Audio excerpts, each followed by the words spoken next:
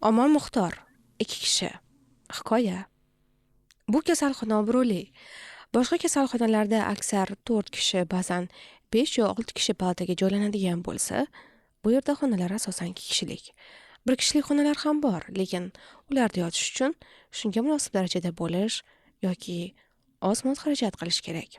Ko'p yil turli mansablarda ishlab charchab qolgan Abdulahad ota o'z xizmatlarini pesh qilishni istamas. Birov bilan haq talashishga ham uning toqati yo'q edi. 2 kishilik xonaga o'tkazishganiga ko'nib ketaverar. Hatto 2 kishi bo'lgani yaxshi, zerikmaysan deb doim o'zini otardim. Kasalxonaga esa yiliga 1 yoki 2 bor yotib chiqardim. Bu gal ham u odatdagi tartibda joylashdi. Ikkinchi o'rin bo'sh edi. Kech kuz payti kasal ekanmi, surunkasiga 3 kun hech kimni yotqizishmadi. Abdulahad ota sheriksiz kirib chiqib yurishga o'rgana boshlagan edi. Xudo kechirsin, insoniy ojizligida bundan biroz mamnuniyat va g'urur seza boshlagan. 4-kuni. Kun ham emas, tun allamahalda xona eshigi taraqlab ochilib, chiroq yoqilib, hakim va hamshiralar aravachada qandaydir bemorni olib kelishdi. Nima bo'layotganini bilgach, uning uyqudan qolmasligi-yu boshqalarga xalal bermasligi uchun Abdulahad ota yaxshiroq o'ranib, devor tomon burilib yotdi. Nihoyat g'ovur-g'uvur tindi. Chiroq o'chdi. Sherik kelganidan og'rinishi yoki suyunishi kerakligi hozir unga noma'lum edi. Ertalab uyqudan turganida yangi bemor hali uxlab yotardi. Bu kim, qanaqa odam ekan degan savol tabiiy uning xayolidan kechdi. Ammo bezovta qilmaslikni o'ylab, shovqinsiz yuvinib kiyindi. Keyin bog' hovliga chiqib ketdi. Ochiq havoda 1 soatdan ko'proq aylanib, nonushta qilgan oshxonaga kirdi.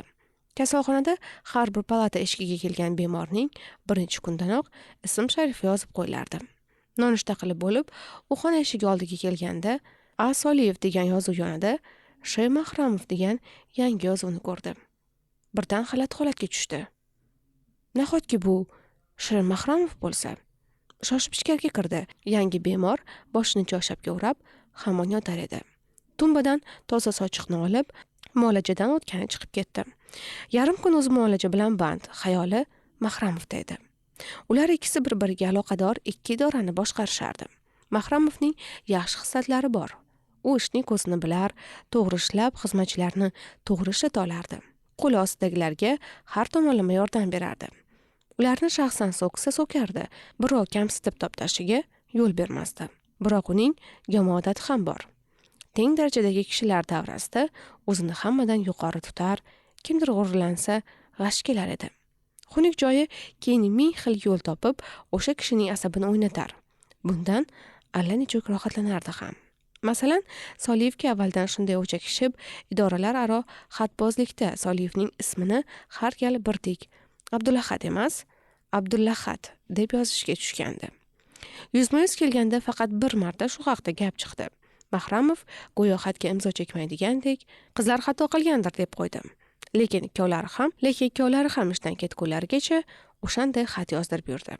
Albatta, Abdulahad ota vaqtida ozor chekkaniga qaramay, Shirin Mahkamov bilan bir xonada turishga norozilik bildirmoqchi emasdi. Eski gapni eslab, hozir ortiqcha bo'g'ilayotgan ham emasdi. U boshqa narsani o'ylayotgan edi. Eng avval hol so'raydi. Shundan so'ng birodar xalqda o'tdi umrim va tarix deyishadi. Ikkimizga ham nari tomon ko'rinib qoldi. Bu dunyoning g'alvasini u dunyoga olib bormagan durust. Keling, men sizni kechirdim. Siz ham o'tganni unuting. Boshqalar oldida 5-10 kun yaxshi sherik bo'lib turaylik mazmunida bosiq so'zlashadi. Abdulahad ota har holda shunday qilmoqchi edi. Muolajani tugatib, qaytib palataga kelsa, yangi bemor yo'q. Dori olib kirgan hamshiradan beixtiyor so'radi. Bu bizning sherik qayoqda ekan? Og'ir tortib qoldilar. Reanimatsiya, dedi hamshira. Abdulahad ota roppa-rosa 3 kun. Endi sheriksiz ekanligi ham tatimay, undan bir xabar olsammikin deb o'ylab notinchlandi. Bir necha bora bog' hovlini aylanayotib, reanimatsiya bo'limi tomon yo'nalgan ham bo'ldi. Ammo Mahramov badgumonlik qilib, "Ha, mening o'lmaganimni tekshirgani kirdingizmi?" deb yuborsachi. Bunaqa nashtarni endi Abdulahad ota ko'taradigan yoshda emas. O'zini nochor, noiloj qolgandek sezib, azoblangandan azoblandi. 3 kundan keyin yana tun allamahalda Mahramovni aravachada olib kelishdi. reanimatsiya bo'limidan palataga o'tkazishgan edi. Yana ertalab Abdulahad ota bemor bilan yuzlasha olmadi. Yana u muolajani tugatib xonaga kelganda Mahramov yo'q edi. Bu gal choynak piyola degandek xonada Mahramovga tegishli biron narsa ham yo'q edi. Top-toza yangi o'rin to'shalgan edi. Hamshira dori olib kirdi. Dunyo shu ekan, dedi xo'rsinib. Yoshi 20 ga borib bormagan qiz allaqachon dunyoning tagiga yetgan ohangda.